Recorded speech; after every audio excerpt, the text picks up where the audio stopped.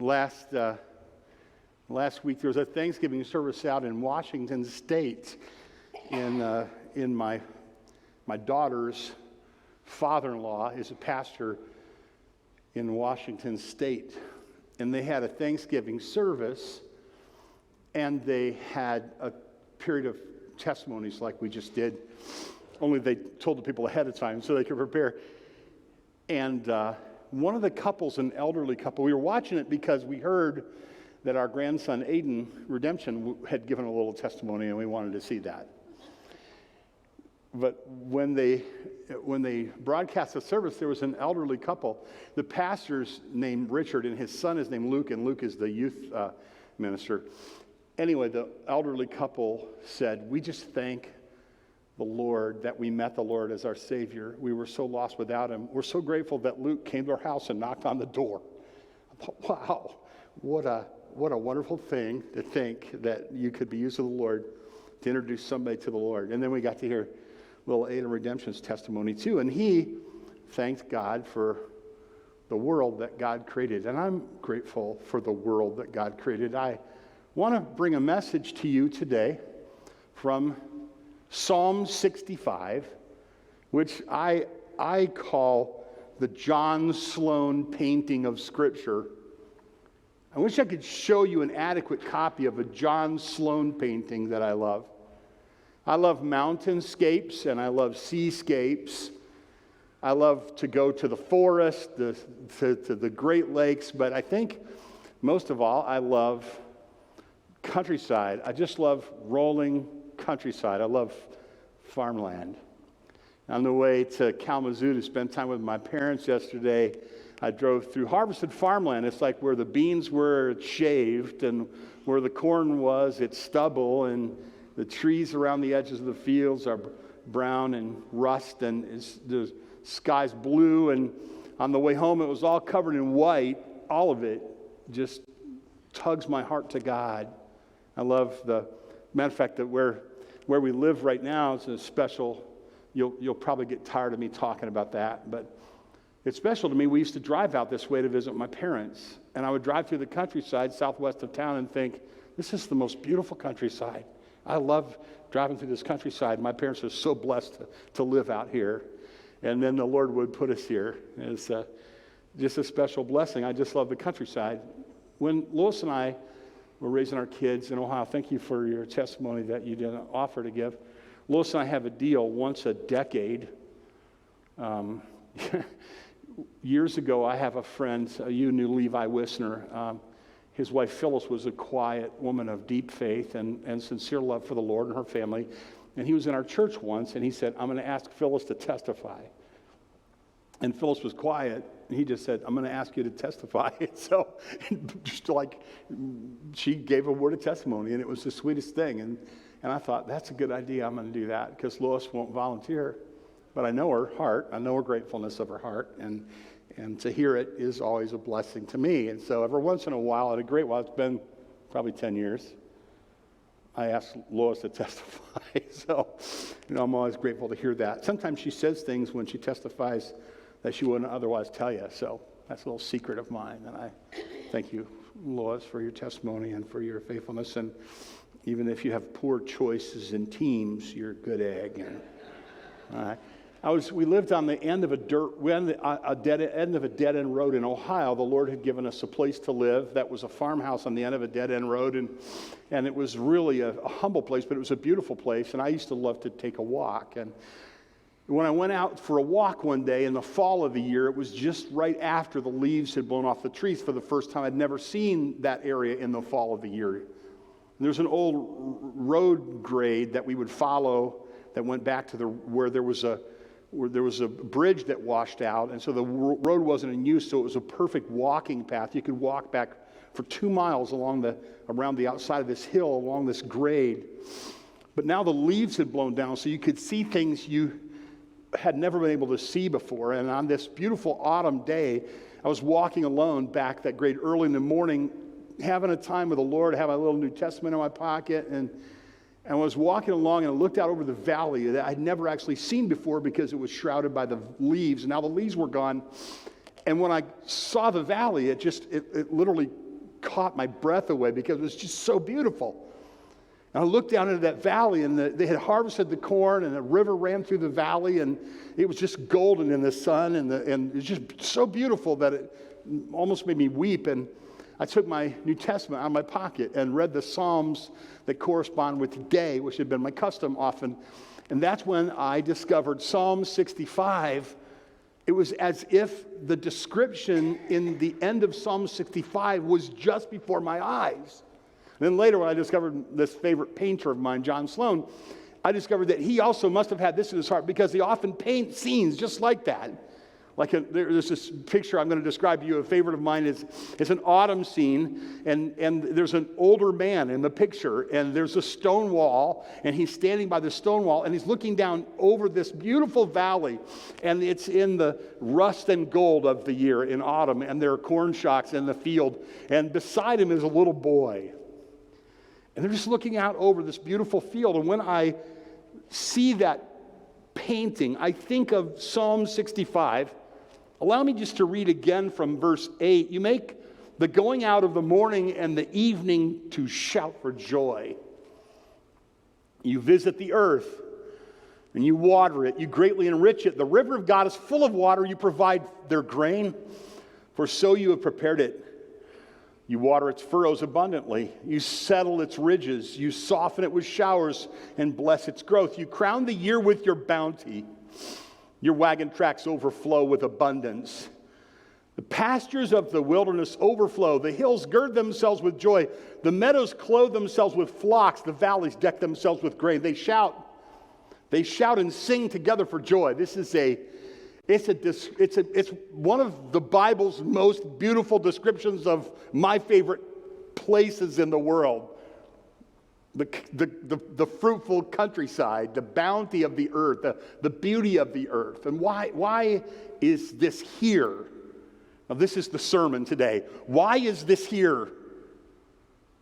Last Sunday, when we finished on our work on 1 Peter, and we're anticipating next week going into Christmas preaching, I knew that I was going to teach a psalm, and I went back to my study, and I thought about this psalm, and I thought to myself, why is this beautiful description of the beauty and the bounty of the earth, why is it here? That's the question. What's the point of this? And what's interesting is that I have so often returned to this just to read about the beauty of the earth and the bounty of the earth and the goodness of God and the grace of God that I hadn't really carefully thought about why is it there? Why are verses, what does it say in the first part of this that leads logically into the second part of this? To answer that question is what I wanted to share with you today, because I thought it would be really encouraging for you. On Thanksgiving weekend, the beauty and the bounty of the earth are evidence of the power and the goodness of God. And you see that in verses 6 through 13. The beauty and the bounty of the earth are evidence of the power of God. This isn't the main point, but it's a thing. The beauty and the bounty of the earth are evidence of the grace and the goodness and the power of God. And you can see this when you begin to read, actually, in verse 5, by awesome deeds you answer with righteousness of God of our salvation. Verse 6. The one who by his strength established the mountains, being girded with might. So there's a description of the power of God in establishing mountains. He's girded with strength, he established mountains. So the psalmist, David, is saying, God is powerful. He makes mountains. And then he talks about the seas. Often when you think about looking on things that talk about the power of God, you think of mountains and you think of seas, don't you? It helps for a person to look on a mountainscape. It helps us to look on the sea. This is why here in our region of the earth, we look on the Great Lakes. We want to see something really big and awesome. And this is what David points out here in verse 6, who by strength established the mountains. He's so strong, girded with might. In verse 7, he stills the roaring of the seas and the roaring of the waves. And he also says the tumult of the people. So he's powerful enough that he makes mountains. He's so powerful that he can still seas, and he can still the tumults of peoples too. It's very upsetting. So David says about the power of God. Then in verse 7, he stills the roaring of the seas, the roaring of the waves, the tumult of the peoples. And so verse 8, so those who dwell in the ends of the earth are at awe of your signs. You make the going out of the morning and the evening shout for joy. If you're married to a photographer, this is one of the things you know. There's something special about the hour after dawn and the hour before sunset, the golden hours. There's something beautiful about that, especially beautiful about the angle of the light. Go out in the early morning when the sun rises to stay out. And you make the outgoing of the day and the incoming of the day rejoice. One translation says here, it says, you make the going of the morning and the evening shout for joy. That's a poetic way of describing God. You make the world. You're so powerful that you make mountains. You're so powerful that you still seas. You're so powerful that you make every morning and every night shout for joy because it's so beautiful. Every sunrise and every sunset. And then in verse 8, you go into this passage that is so familiar to me that I could just see it like it's painted before me. The countryside, the beautiful bounty and beauty of the countryside that God makes. And I love to watch a harvest. I sometimes will take an autumn afternoon and just drive through the countryside when they're harvesting. And you just see the bounty of the earth. The amazing bounty of the earth is the evidence of the power of God, and it's evidence of the goodness of God. Certainly, I have made my points. And these are some of the things that you see. And then in this text here about from verse 9, or actually the second part of verse 8 to the end, which is the part that hung in my memory from this experience, he's saying, you visit the earth and you water it, you enrich it. What would the earth be like if you didn't water it? My wife was out of town. She told me to water the plants. I forgot. Very busy, important person, you know. She called and she said, I'm coming home. I'm like, oh, I need to say I watered the plants. So I went out on the back porch and there was really pitiful flower hanging there, dead, just dead. I thought, there's no way that's coming back. But I'll water it. That way she'll say, did you water? I'll say, yeah, I watered it. So, truth. I mean, you know, if nothing, I'm honest about this. So I watered the plant. And the next morning, it was like a miracle occurred. It was amazing. It was like huge. It flowered, literally flowered back out. I told her the story. I said, you're not going to believe this, but that was like dead. Until I remembered I was supposed to water it. Then I watered it so I could say I watered it. She goes, yeah, that's what happens when you water things. I planted some mint in a little spot, in a little swale out on Bittersweet Farm. I thought, well, you know, this will be beautiful to have mint growing in that little valley there. Nothing was there. I went to the store. I bought mint plants, and I put them. I don't have a green thumb, obviously. You have to water things, and I don't water things. I put the mint out there.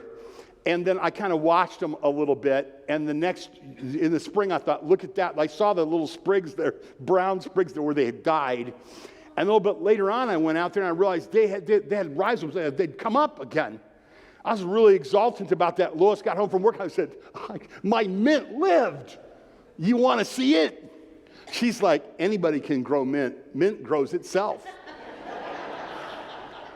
I'm like, okay. She don't have the gift of encouragement, let's just say that. And mint grows itself, she said. And she does. She goes around the house at nighttime, and she comes home from work, and she waters everything, and it flourishes. Water's amazing. What if God didn't water the earth? Aren't you glad God waters the earth? Don't you love the verdant earth? Don't you love the evidence that we have before us of the beauty of God, the bounty of God, the power of God, the goodness of God? It's displayed before us every time we see growing things because He waters the earth. And when it snows, the farmers say that's the very best nitrogen soil can ever get when it snows. God has a way of putting nitrogen in the soil that you would have to pay a lot of money for. And the farmers, they love that when it snows. on the earth, especially when the earth is thawed and it can leach down into it. So obviously, what I'm saying is this. We have, in verses 5 through the end, a statement of God's power. The beauty and the bounty of the earth show the power of God, but that's not the point of the psalm. That's a thing, but it's not the thing. That's a truth, but it's not the truth. Why is this here?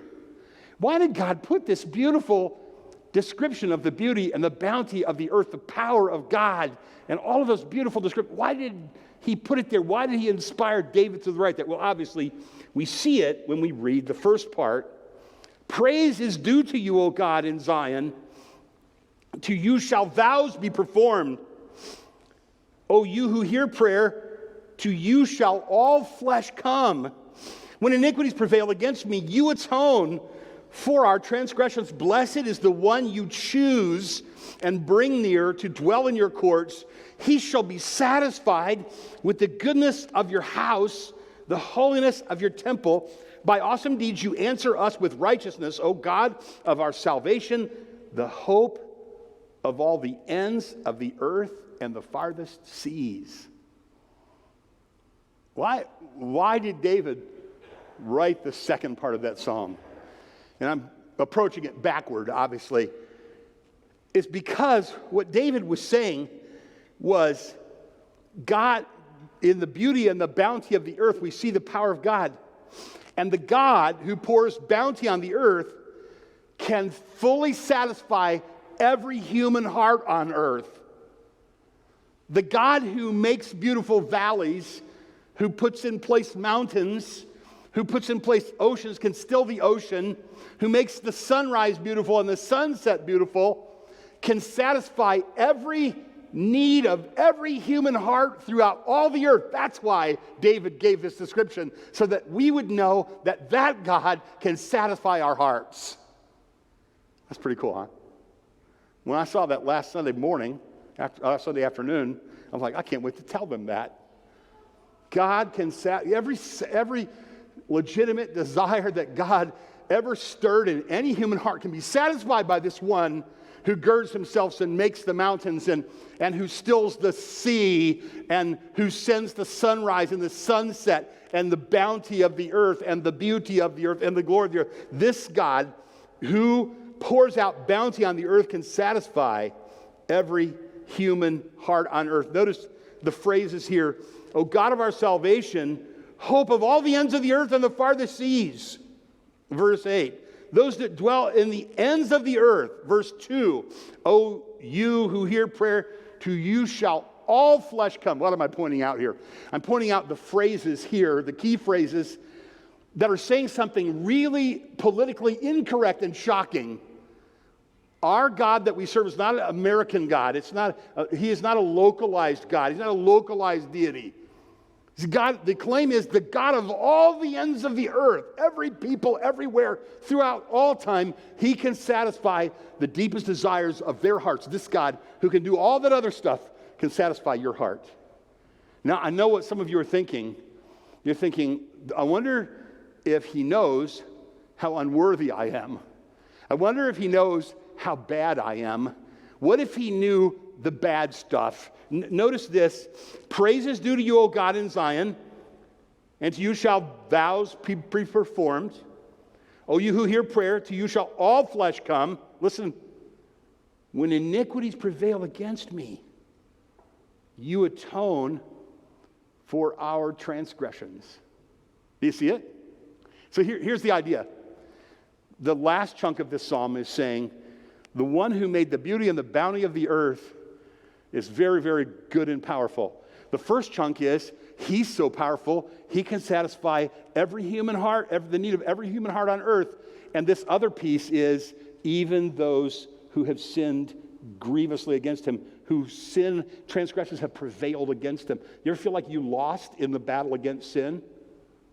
Yeah, you felt that way, right? You're in church, so you're acting really like righteous and holy and, kind of buttoned down. But we have all lost the battle against sin. In verse 3, when iniquities prevail against me, You atone for our transgressions. Anybody see the cross in that? You should. The one who made the soaring mountains, the one who stills the roaring seas, he can bring life back to us. Even when we have failed and been defeated by sin, he can make every human heart flourish. He can satisfy the desires of every human heart. That's why Paul, when he was speaking to pagans in Acts, he said he didn't leave us himself without a witness. He did good by giving you rain from heaven, fruitful seasons, and satisfied your heart with food and gladness. Can I ask you, how did you eat this week? Did you eat well? Did you eat embarrassingly well? Yeah. Is your table grown with the bounty that God had provided for you? Is your biggest problem not having enough to eat, but maybe eating too much? I'm just saying. Isn't it interesting? In my life, I worry more about eating too much than I worry about not eating enough.